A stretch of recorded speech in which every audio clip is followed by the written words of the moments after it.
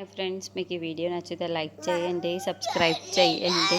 భూమి పూర్తిగా స్పృహ కోల్పోయి ఉండటంతో ఇక మళ్ళీ అపూర్వ వాడి చేతికి తాళిచ్చి, ఏంట్రా అలా చూస్తున్నావు, కట్టరా కట్టు అని చెబుతూ ఉంటుంది.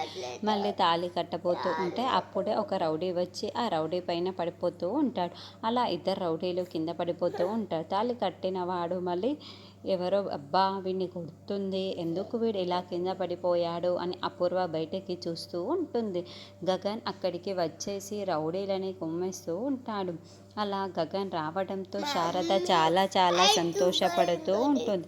అపూర్వ గోరింటాకు పెట్టి నోరు తెరుచుకుంటూ చూస్తూ ఉంటారు. అక్కడున్న రౌడీలందరినీ గగన్ని బాగా కొట్టేస్తూ ఉంటాడు. రంగారౌడీ మాత్రం కాళ్ళు పట్టుకొని అపూర్వ దగ్గర తాళి పట్టుకొని నిల్చొని ఉంటాడు. ఏంట్రా అలా చూస్తున్నావు, నువ్వు కూడా వెళ్ళి కొట్టరా వాడిని, కొట్టేరా అని అపూర్వ చెబుతూ ఉంటుంది. అలాగే మేడం, మీరు చెప్పారు అంటే వెళ్తున్నాను అని రంగారౌడి కూడా గగన్ని కొట్టడానికి వెళ్తూ ఉంటే గగన్ అందరినీ కుమ్మేస్తూ ఉంటాడు.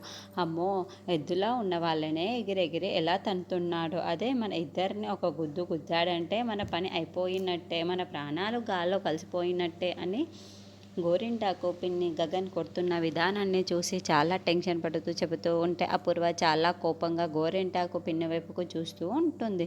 గగన్ అలా రౌడీలందరినీ కొట్టేసి కుమ్మేసి ఇక చివరిగా శారద దగ్గరికి వస్తూ ఉంటాడు. అపూర్వ గోరింటాకు పిన్ని మరింత షాకింగ్గా చూస్తూ ఉంటే భూమి అక్కడే స్పృహ కోల్పోయి పడిపోయి మరి అపూర్వకి ఎలా వార్నింగ్